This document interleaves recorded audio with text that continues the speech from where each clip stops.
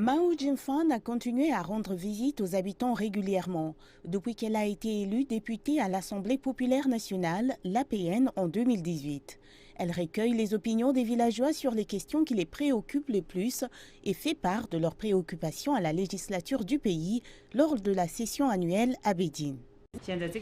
Les animaux sauvages ont été bien protégés ces dernières années.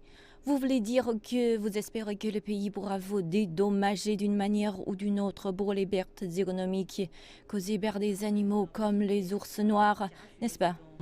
Mao étant responsable d'un petit village de la ville de Yang'an situé à proximité d'un habitat majeur pour les pandas géants.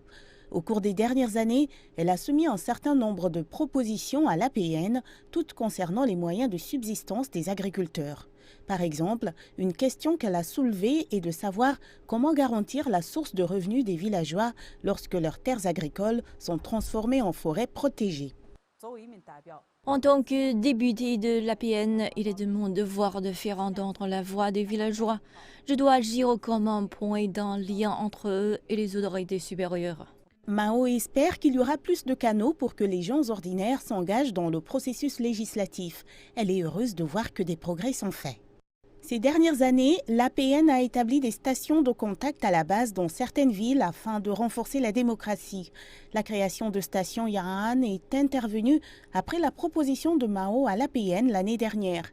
Récemment, la station a participé à la formulation de la dernière loi sur les semences du pays en sollicitant une large opinion publique, y compris auprès des agriculteurs. La station jouera un rôle plus important. Je pense qu'elle peut également servir de plateforme pour partager notre expérience en matière de législation locale et de gouvernance à la base, ainsi que les frais saillants de notre développement social et économique. Nous pouvons également communiquer les problèmes que nous rencontrons au cours de notre travail législatif. Mao Jingfan a été plus qu'une simple porte-parole de ses concitoyens. Elle a également pris l'initiative d'explorer le développement industriel pour augmenter les revenus. Avec ce rôle spécial, je ne me permets pas de me relâcher. Je dois être un bon modèle pour les villageois. Bien qu'il soit toujours difficile d'essayer quelque chose de nouveau, j'en ressens aussi un sentiment de bonheur. La législatrice dévouée a déclaré qu'au cours de son mandat restant, elle ferait de son mieux pour apporter plus de changements dans sa ville natale et idéalement dans les vastes zones rurales du pays.